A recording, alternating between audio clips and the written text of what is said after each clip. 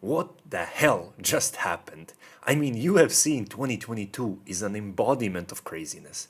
We had Yuri submitting Glover Teixeira, submitting the king of submissions, 30 seconds before the end of the fight and winning the title. We had Juliana Pena defeating Amanda Nunes while being one of the biggest underdogs in UFC history. And finally, now we had Leon Edwards doing what many thought was impossible. I mean, Colby Covington and Tyron Woodley couldn't take Usman down. Masvidal couldn't knock Usman out. Leon Edwards did both in one fight. So how did this even happen? I mean, Leon Edwards just did the impossible. He gave Usman his first loss in the UFC, his first knockout loss in his entire career. He took his title and he's probably gonna remove him from number one pound for pound spot. Absolutely insane. And the best thing was, Leon Edwards looked completely defeated. Did you see him between the rounds? His corner, his team was screaming at him, and he just looked into the abyss. He didn't look at his coach, he didn't look at his team. I thought he was done.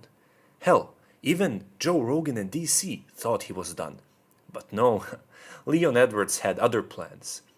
He indicated in the beginning of the match while Bruce Buffer was introducing him, he put a hand to his head and he just did headshot, bang. Exactly the same hand gesture as he did when he won the title, as if he knew he was gonna win by a headshot. But when you think about it, he's a striker fighting against a grappler, and grapplers usually win by a decision or a submission, so Leon Edwards probably knew that he would need a finish to get a title. So how did it come to this? Usman was, except for the first round, dominating the fight. The takedowns seemed to be coming easier and easier. It all seemed to be going Usman's way, but what was the turning point? So as DC pointed out in the commentary team, what happened is Usman stopped pressuring. For some reason, Usman started going backwards, even though he was advancing the entire fight. And looking back at the recording, it seems that he started retreating after Herb Dean separated him in the clinch. Now, I don't know why that happened, but it seems that was the turning point, or perhaps something that happened a few seconds later, which was the low blow, or I guess the debatable low blow, right? And one of those two events were the turning point for the reasons unknown to me, but after those events, Usman stopped pressuring. Usman started going backwards, which for Leon as a striker is a dream. Strikers love when you go backwards because it allows them to set up their combos better. They're not under pressure. They feel more liberated to throw their strikes, and that is exactly what happened.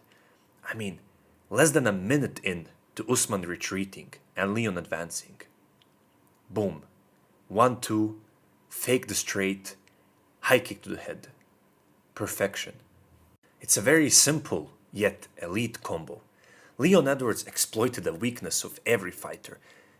Every fighter trains for thousands of hours in their life, and they get certain reflexes, certain movements that they get used to. For example, if a straight punch is coming towards you, and this is exactly what Leon was setting up. He saw throughout the fight that Usman was going a bit too far when he was slipping his punches, so he just set it up. He threw a straight that was never intended to land, just to set him up for a beautiful left high kick. Headshot. Bang. I guess even champions make mistakes, right? Now why Usman made the mistake he did, we could speculate all we want. Maybe beating Jorge Masvidal twice and beating Colby Covington in stand-up wars made him a bit overconfident in his striking. I'm sure whatever the reason is, Usman will eventually speak out and tell us what he thinks about his performance. However, this makes me think about many things about what does it mean to be undefeated? What does it mean to be GOAT? Because think about it, Khabib Nurmagomedov retired only after 3 title fights. I believe this was Usman's 7th title fight, and only now he got knocked out.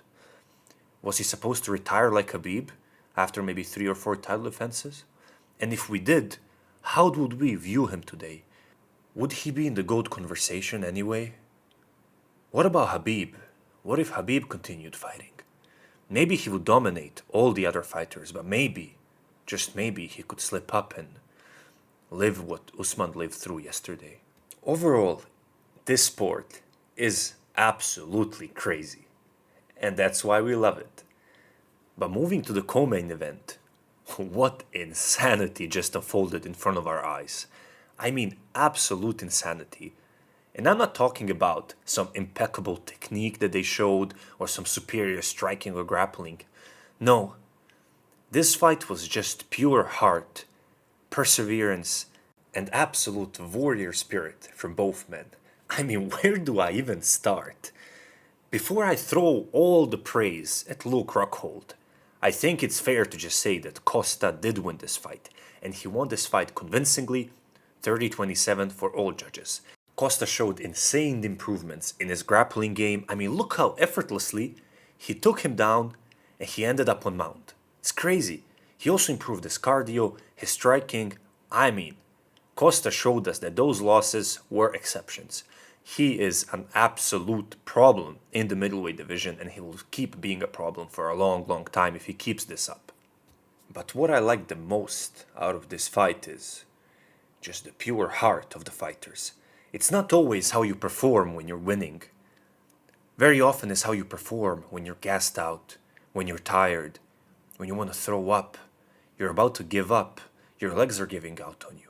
How do you fight then? Do you have a warrior spirit in you? And both of these men showed that the answer is yes, especially Luke Rockhold. I mean, something happened in round one. I have no idea what happened, but something happened to Luke Rockhold in round one that he just completely gassed out. People say he's old, he wasn't eating well, maybe his cardio wasn't good. Possible, but doesn't have to be. Many things can happen. One explosion in a grappling exchange, something happens and you blow your gas tank. That's the name of the game. But that did not stop Luke from being an absolute badass. I mean, did you see that? He was tired. He was putting his hands on his knees, horrible body language, and still managed to stay, not with anyone, with Paulo Costa for 15 minutes. There's not much about this fight that I can analyze in terms of technique, even though there was a lot of nice technique in it, but that's not what stands out here. I'm just amazed and makes me sad that Luke Rockhold is retired, and it really reminded me of something. It reminded me of a big lesson, and the lesson is to appreciate fighters while we still have them. Luke Rockhold will probably, most likely, never fight again. Think about the fighters that we once enjoyed and that gave us many classics like DC, Bisping, Cain Velasquez, even Conor McGregor. We should appreciate and praise these fighters while we have them. They help make this sport what it is.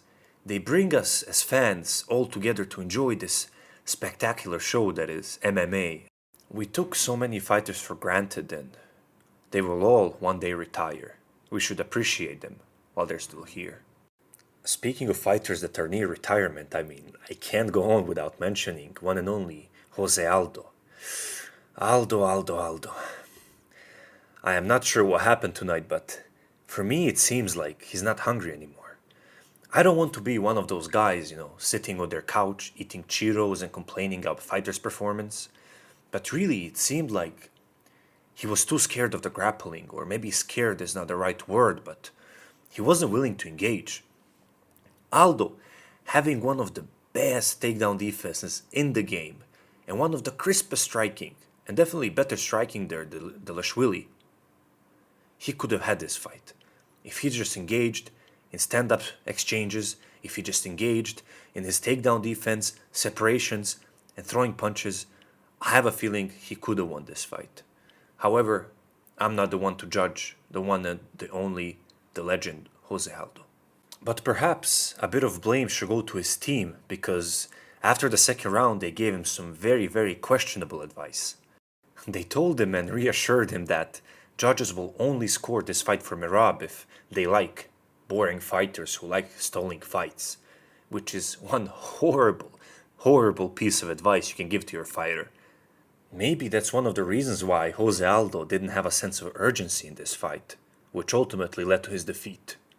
But unless he speaks out about it, we will never know. Overall, start to finish, this fight night was okay, except the last two fights that were absolutely amazing, absolute shockers, from Luke Rockhold's warrior spirit to Paulo Costa's improvements, Kamaru Usman's dominance, and for him the unfortunate KO that was produced by Leon Edwards. But overall, great night of fights, and thank you everyone for listening. Don't forget to like, share, and subscribe, and see you all next time.